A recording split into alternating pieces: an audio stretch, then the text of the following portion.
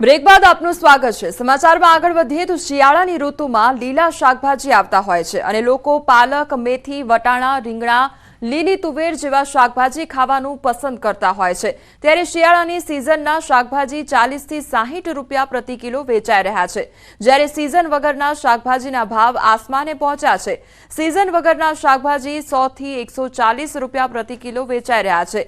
Seasonal શાકભાજીની માર્કેટમાં આવક થતા તેના ભાવમાં પણ સતત ઘટાડો થઈ રહ્યો છે, જેની સીધી અસર જગતના તાત પર પડી રહી છે। ખેડૂતોએ સસ્તા ભાવે શાકભાજીમાં ખોટ ખાઈ નિકાલ કરવો પડે છે, જેને કારણે ખેડૂતોએ રોવાનો વારો આવ્યો છે।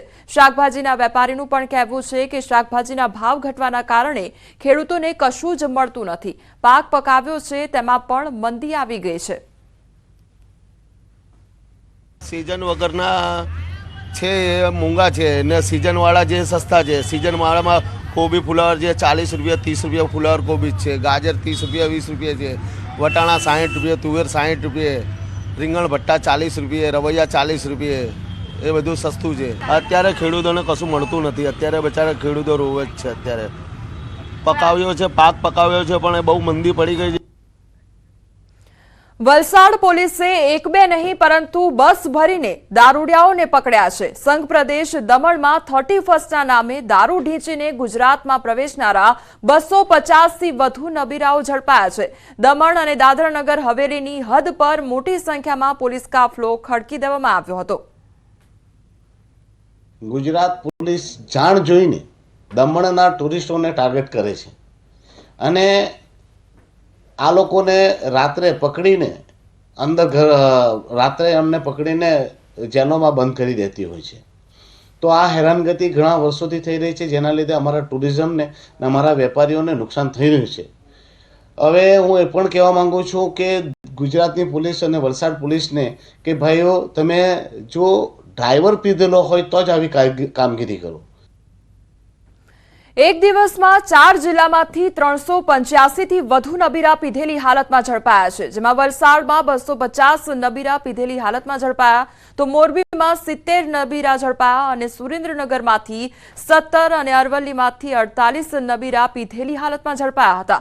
વલસાડ જિલ્લામાં પોલીસે સપાટો બોલાવી જિલ્લાના માત્ર 4 પોલીસ સ્ટેશનના હદ વિસ્તારમાંથી 250 થી વધુ પીધેલા પકડાયા છે, ત્યારે મોરબીમાં પણ 600 થી વધુ પોલીસ જવાનોની ચેકિંગ દરમિયાન 70 થી વધુ ડ્રિંક એન્ડ ડ્રાઈવના કેસ નોંધાયા હતા। તો સુરેન્દ્રનગરમાં 31 ડિસેમ્બરની ઉજવણીના નામે ચાકટા બનેલા નબીરાઓ પર પોલીસે ખાસ નજર રાખી હતી। અલગ અલગ સ્થળેથી 17 લોકો નશાની હાલતમાં પકડાયા, તો બીજી તરફ મોરબીમાં 31ના દિવસે બુટલેગરોના કિમિયા નિષ્ફળ રહ્યા છે। રેતીના ઢગલામાં છુપાવેલો 26 બોટલ દારૂનો જથ્થો મળી આવ્યો, ત્યારે હાલ પોલીસે આ તમામ સામે આગળની કાર્યવાહી હાથ ધરી છે।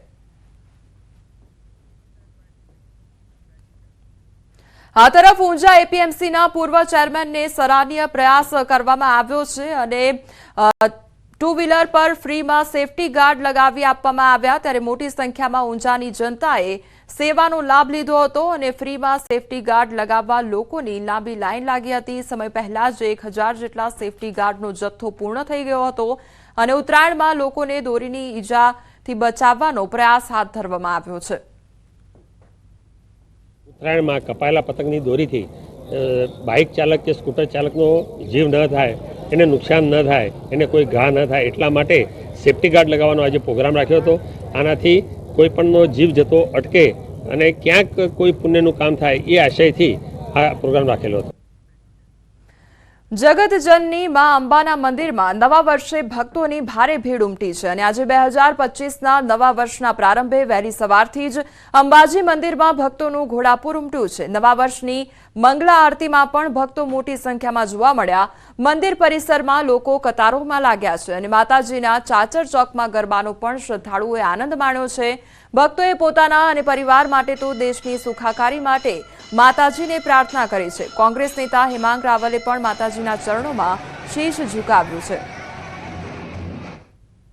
એક શ્રદ્ધાળુ તરીકે કોઈ પણ સારો દિવસ હોય એ દિવસે ભગવાનને, મા અંબેને માથું નમાવવાની જે પરંપરા છે, એ પરંપરા મુજબ આજે શ્રદ્ધાળુઓ સાથે અમે સૌએ મા અંબેને શીશ નમાવીને સમગ્ર વિશ્વના કલ્યાણની, અમે તો બ્રાહ્મણ પણ છીએ, સમગ્ર વિશ્વના કલ્યાણની મા અંબે પાસે માગણી કરી છે. લોકોએ ગઈકાલે અને ગઈકાલ મોડી રાત સુધી કહી શકાય છે કે 2024ના વર્ષને ઉમળકાભેર વિદાય આપી હતી અને ખૂબ જ એન્જોય ઉજવણી કર્યા બાદ આજ કહી શકાય 2025ના વર્ષનો પ્રારંભ થયો છે. ચોક્કસપણે બતાવીશ કે આ 2025નો પ્રારંભ થયો છે ત્યારે શક્તિપીઠ અંબાજી ધામમાં છે. ભક્તોની જે છે અહીંયા પણ ભીડ જોવા મળી રહી છે અને મોટી સંખ્યામાં ભક્તો છે મા અંબાના અજીજી કરવા, પ્રાર્થના કરવા માટે અંબાજી પહોંચી રહ્યા છે. અને જે લોકો છે ખાસ કરીને દર્શને નવા વર્ષનો જે દર્શનો છે વિશેષ મહત્ત્વ માનતા હોય છે અને આ રીતે જે માતાજીને પ્રાર્થના કરી પોતાનું નવું વર્ષ સારું થાય તેવી અપેક્ષા करता हूँ. ચોક્કસપણે આપણી સાથે પણ એક શ્રદ્ધાળુ છે, એ શ્રદ્ધાળુને પૂછવા માંગીશું આપ कहाँ से आते हैं और आज नए साल में दर्शन के लिए क्या कहेंगे? हम राजस्थान से आए हैं. 24 में कल एंजॉय किया है हमने अंबाजी के लिए और आज 25 सबके लिए बहुत अच्छा जाए और नए साल के लिए सबको बहुत बहुत शुभकामनाएं.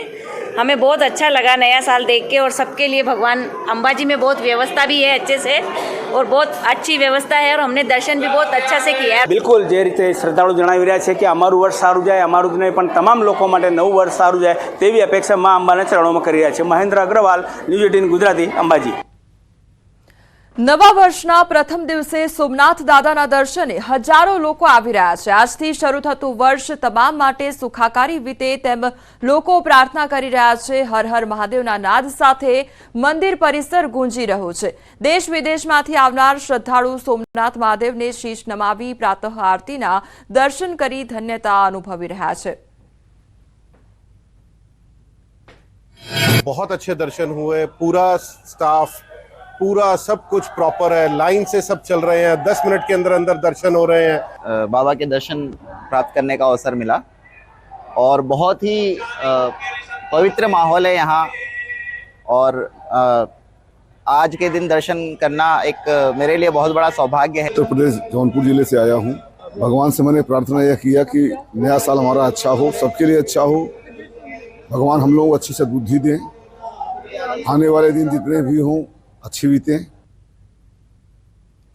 નવા વર્ષથી હવે સીએનજી વાહન ચાલકોને ઝટકો મળ્યો છે. સીએનજી વાહન ચાલકોને ભાવ વધારો ચૂકવવો પડશે અને ગુજરાત ગેસનો 1.50 રૂપિયાનો ભાવ વધ્યો છે ત્યારે નવો ભાવ 79.26 રૂપિયા તો જૂનો ભાવ 77.76 રૂપિયા હતો. એટલે હવે જે ગેસનો ભાવ છે તે વધી ગયો છે જેના કારણે જે વાહન ચાલકો છે તેમને મુશ્કેલીનો સામનો કરવો પડશે. આ તરફ આજથી અમદાવાદમાં રિક્ષામાં મીટર ફરજિયાત કરવામાં આવ્યા છે અને નિયમ છતાં રિક્ષાઓમાં ડિજિટલ મીટર લાગ્યા નથી. મીટર ન લગાવવાના રિક્ષા ચાલકોએ બહાના પણ બતાવ્યા. ગ્રાહકો પણ ઉચ્ચક ભાવમાં બેસવાની માંગ કરે છે તેવું રિક્ષા ચાલકો દ્વારા કહેવામાં આવ્યું છે. ઘણી દુકાનો ઉપર ડિજિટલ મીટર મળતા નથી તેવું પણ કહ્યું છે. હાલ સમાચારોમાં બસ આટલું જ. વધુ સમાચાર